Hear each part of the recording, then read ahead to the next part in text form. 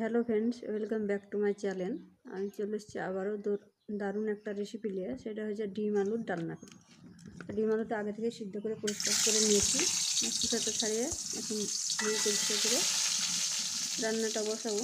তার জন্য দিয়েছি সরষের তেল কড়াইতে। এখন ডিমটা ভাজা ভাজা করে দিয়েছি লাল লাল করে। 1 চিমটা হলুদ দিয়েছি পরিমাণ মতন, দিয়ে ডিমগুলো এখন ভালো করে কড়া করে একদম ভেজে নেব। ভালো মতন ভাজা ভাজা হয়ে গেছে। এখন দিয়ে দিচ্ছি কাঁচা লঙ্কা, পেঁয়াজ। আরও 1 টেবিল মতন সরষের তেল দিচ্ছি। ভালো করে কড়া করে ভেজে নিচ্ছি পেঁয়াজটা। পরিমাণ মতন আদা রসুন জিরে দিয়ে পেস্ট একটা দিয়ে দিচ্ছি।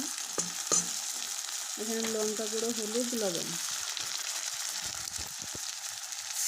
ভালো মতন মশলাটা কষে নেব এখন। তার জন্য দিয়েছি পানি। মশলা কষানো হয়ে গেছে। এখন ডিমটা অ্যাড করেছি। ডিম আলু একটানা ভালো মতন নাড়াচাড়া করে নেব। ভালো মতন কষিয়ে নিয়ে তারপরে পানি দেবো 1 কাপ মতন। আমার ডিম আলু কষানো হয়ে গেছে। এখন পরিমাণ মতন পানি অ্যাড করবো। আর এই রেসিপিটা অনায়াসে খাওয়া যাবে 1 থালা ভাত। খেতে অনেক মজা, বাসায় একবার হলেও ট্রাই করে দেখবেন। ভেজিতে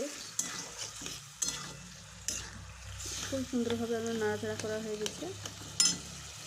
একটা আলু যে গুঁটা ছিল সেটা খুন্তি দিয়ে ভেঙে দিয়েছি। আর এখন দিয়ে দিয়েছি পানি পরিমাণ মতো।